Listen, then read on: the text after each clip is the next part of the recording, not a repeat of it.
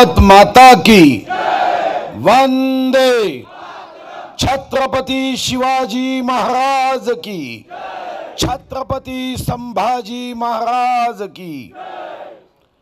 मैं विकसित भारत संकल्प यात्रा के इस कार्यक्रम में उपस्थित हमारे देश के यशस्वी केंद्रीय पेट्रोलियम एवं शहरी विकास मंत्री माननीय हरदीप सिंह पुरी जी का इस वाघों की भूमि में स्वागत करता हूं।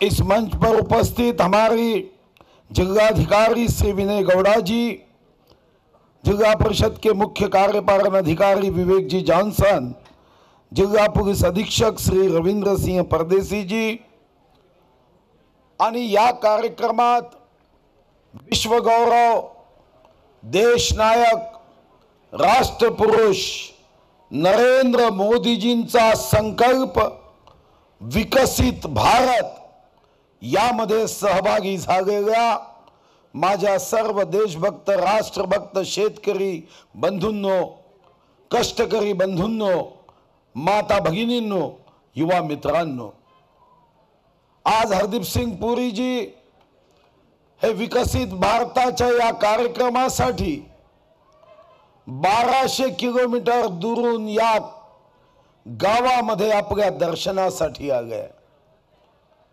स्वातंत्र्याचा अमृत महोत्सव आपण साजरा केला व विश्वगौरव देशनायक नरेंद्र मोदीजींनी जेव्हा 26 मे 2014 पहिल्यांदा शपथ घेतली, नरेंद्र मोदीजींनी आयुष्यात पहिल्यांदा संसदेत प्रवेश करताना संसदेच्या पायऱ्यांवर आपलं डोकं टेकवलं आणि तेव्हा माननीय मोदीजी जे म्हणाले कि संसद मेरे लिए पत्थर की एक इमारत नहीं है, ये लोकशाही का मंदिर है।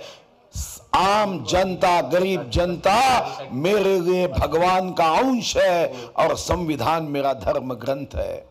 आणि त्या दिवसापासून हा जो लोकशाहीचा ईश्वर अंश आहे त्या जनतेसाठी विविध योजना सुरू झाल्या। कधी शेतकऱ्यांच्या खात्यामध्ये थेट 6000 रुपये टाकण्याचा संकल्प असेल, कधी शेतकऱ्यांसाठी मिनिमम सपोर्ट प्राइस मध्ये वाढ करण्याचा निर्णय असेल, आयुष्यमान भारत योजनेच्या माध्यमातून जगातली सर्वात अधोरेखांकित करणारी योजना असेल, अशा 22 पेक्षा जास्त योजना या सर्वसामान्यांसाठी केल्या। त्याचाच भाग विकसित भारत की जर एखादा लाभार्थी सुटला असेल तो तोही या फायद्यापासून वंचित राहू नये। या रथ गाड्या विकास यात्रा आपल्या गावापर्यंत येत आहेत। यामध्ये गावातला एखादा लाभार्थी सुटला असेल तर आपल्या सर्वांना आवाहन आहे, आग्रह आहे की आपण या 22 योजनेचा फायदा आपल्या गावापर्यंत घ्यावा। जग आज आपल्याकडे कौतुकाने पाहते। ब्रिटनचा एक्स प्राइम मिनिस्टर सुद्धा म्हणतो की वन सन, वन मून, वन अर्थ और only one leader Narendra Modi त्यांच्या नेतृत्वात विकसित भारत हा संकल्प आहे। पण या संकल्पामध्ये प्रत्येक व्यक्ती, प्रत्येक कुटुंब, प्रत्येक गाव सहभागी होण्याच्या दृष्टीने आज आपणही माननीय हरदीप सिंग पुरी साहेबांच्या साक्षीने या ठिकाणी आपणही संकल्प करणार आहोत कि दुनिया बदलने वाला कोई और नहीं होगा, हम बदलेंगे, हम उसमें अपना योगदान देंगे। आणि त्या दृष्टीने आपण चंद्रपूर जिल्ह्यातही अनेक योजना करतोय। मिशन जय किसान त्यापैकी एक योजना आहे, मिशन ऑलिम्पिक त्यापैकी एक योजना आहे। 27 तारखेला देशातील 28 राज्य व 8 केंद्रशासित प्रदेशातून 3000 पेक्षा जास्त 19 वर्षाखालील क्रीडा स्पर्धेमध्ये विद्यार्थी येणार आहे आणि हे सौभाग्य चंद्रपूर जिल्ह्याला देशात पहिल्यांदा लाभलं आहे।